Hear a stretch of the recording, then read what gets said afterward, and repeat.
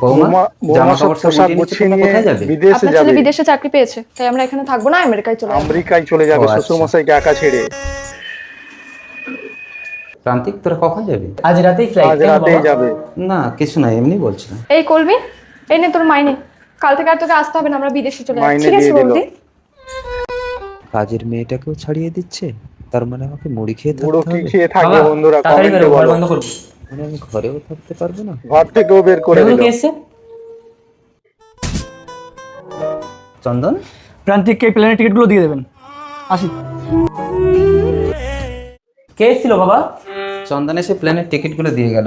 কিন্তু প্রান্তিক, তোরা তো দুজন যাবি, তিনটি টিকিট কি হবে? কোথায় দুজন? আমরা তো তিনজন। আমি, প্রান্তিক আর আপনি। বাবাকে নিয়ে সঙ্গে যাবে। আমি আমেরিকা যাবো? আপনার জামা কাপড় গুছিয়ে নিয়েছি, আপনি তাড়াতাড়ি রেডি হয়ে নিন, ফ্লাইটের টাইম হয়ে গেছে। বাবাকে তাড়াতাড়ি বাবা, চমক ঘর দিয়ে বন্ধ দিল করে দেবে। বন্ধুরা।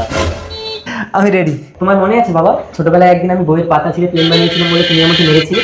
সেদিন আমি প্রতিজ্ঞা নিয়েছিলাম তোমাকে একদিন সত্যি সত্যি প্লেনে চড়াবো। চলো বাবা। এই তো চলে গেল।